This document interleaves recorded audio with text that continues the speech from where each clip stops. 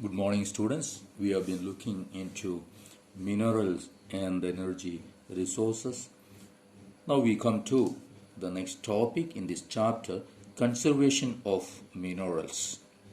See, the total volume of workable mineral deposits is an insignificant fraction, means very less, that is 1% of the Earth's crust. Just 1% of the Earth's crust is available or workable minerals. So we are rapidly consuming mineral resources that required millions of years to be created and concentrated. So we are using it, consuming it, and the geological process of mineral formation are so slow that the rates of replenishment are infinitely small in comparison to the present rates of consumption. It is not very fast, see, being formed. The formation of mineral is so slow, but we are consuming it so fast, and that means the deposit, the reserve is being consumed or going to be finished. These are, see, not that much in the nature. Okay, so mineral resources are the finite and non-renewable. That is one. See, it is not renewable. So if we use it and finish it so fast, then it won't be there in the next generation. See, rich mineral deposits are our country's extremely valuable but short-lived possessions. We have it, but it's short-lived. Continued extraction of ores leads to increasing costs as mineral extraction comes from greater depths, along with decrease in quality. As we extract it continuously, it causes increasing costs and decreasing the quality. So what we have to do is that we should take steps to conserve the mineral resources. For that, see,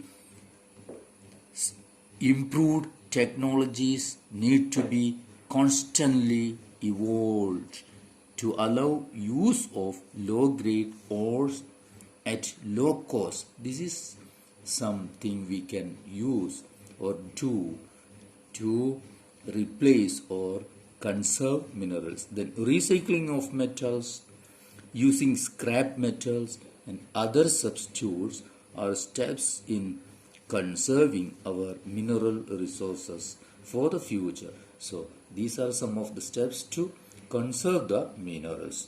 Now we will come to next the energy resources. So we have seen the mineral resources, and there is a great need of conserving the minerals. Now we come to energy resources, and we know that energy is needed for everything, almost everything, any work, anything we are doing, we need energy. So we will look into what are the, see, energy can be generated from fuel minerals like coal, petroleum, natural gas, uranium, and from electricity. Okay, so energy resources can be classified as conventional and non-conventional sources. So see, conventional, what are the conventional sources? You may know, you have heard: firewood, cattle dung cake, coal, petroleum, natural gas, electricity, both hydel and thermal. Okay, these are conventional source energy sources. And non-conventional, say, solar, wind, tidal, geothermal, biogas, and atomic energy. So these are the non-conventional. See, we use mostly, see, firewood and cattle dung cake are most common in rural India, and around 70% energy requirement in rural households is met by these two. Okay, so continuation of these is increasingly becoming difficult due to increasing forest area. Okay, so if we use the firewood, it would cause deforestation, and using cow dung, that is also has a problem. It is a valuable good manure, and we are consuming that, using that for other purpose. Now we will come to some of the conventional source of energy. We will look into the conventional source of energy. The first one, coal. See, in India, coal is the most abundantly available fossil fuel. It provides a substantial part of the nation's energy needs. So, it is the most available and most abundant energy source in India. It's a fossil fuel that we know. It's used for several purposes like power generation, supply energy to industry, as well as for domestic needs. For domestic needs also we use coal. See, India is highly dependent on coal for meeting its commercial energy requirements. For commercial energy requirement also we depend on this coal. Okay, so coal is formed forms due the compression of plant material over millions of years. You have learned this before also. See, it is how coal is formed. So, okay, so it's found in a variety of forms depending on the degrees of compression and the depth and time of burial. So its quality or different types of different variety of coal there, that is because of the reason is how a degree of compression and the depth where it lay and the time of burial. Okay, so decaying plants in swamps produce peat, and this peat has a low carbon and high moisture contents and low heating capacity. Okay, so the this coal that we see in swamp area are not that hard and doesn't have that much heating capacity.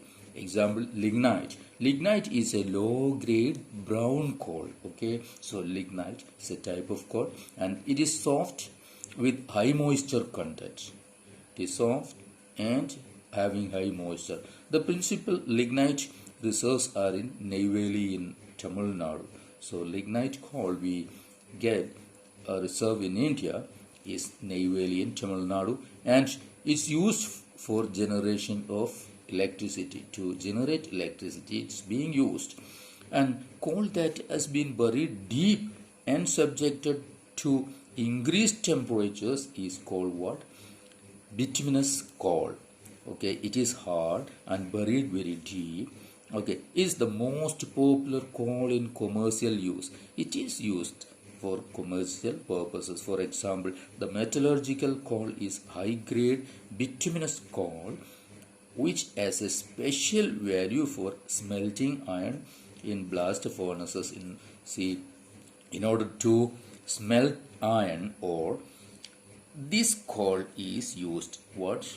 Bituminous coal. First we have seen the low quality or the soft coal, that is lignite. Now the hard one is bituminous.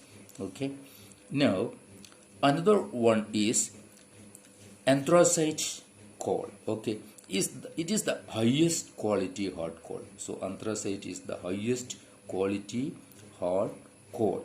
In India, coal occurs in rock series of two main geological age. Means we are talking about the time period, the age of this coal.